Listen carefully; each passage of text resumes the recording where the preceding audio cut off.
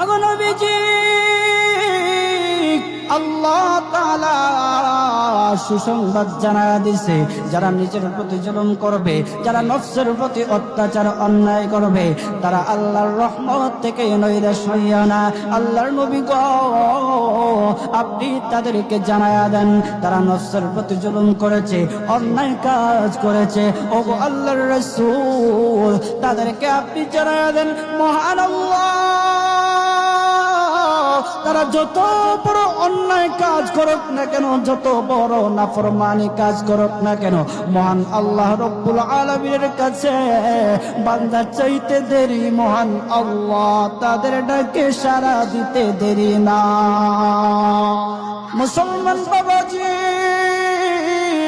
গভীর মনোযোগ, ও মানিকগঞ্জের মুসলমান ভাইরা, উক্ত আয়াত আল্লাহ রব্বুল আলামিন আমরা যারা পাপিষ্ঠ আছি, আমরা যারা নফসের গোলামি করতে করতে, অন্যায় কাজ করতে করতে, যারা নফসের প্রতি জুলুম করেছি, অন্যায় কাজ করেছি, আমাদের মতো যারা গুনাহগার আছে, আল্লাহ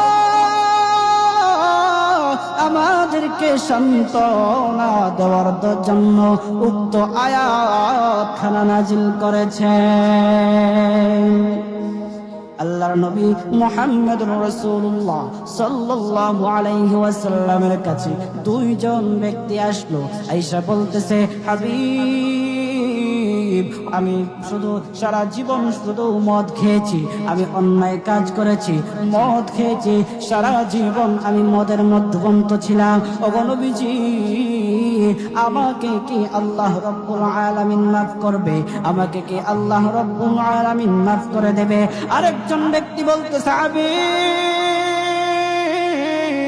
ওগো সরদার, ওগো আল্লাহর রাসূল, আমি সারাটা জীবন জিনার কাজে কাটাইলাম, নাফরমানি করলাম, অন্যায় কাজ করলাম। হাবিব, আল্লাহ রব্বুল আলামিন কে আমাকে মাফ করবে? আল্লাহর রাসূল সাল্লাল্লাহু আলাইহি ওয়াসাল্লাম চোখ বন্ধ করে চিন্তায় পড়ে গেলেন, চোখ বন্ধ করে দিলেন।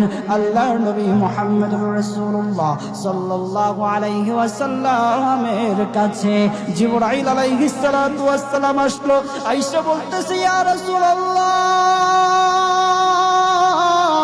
নবী গো, নবীজি, আল্লাহ রব্বুল আলামিনের পক্ষ থেকে আপনি সালাম গ্রহণ করুন।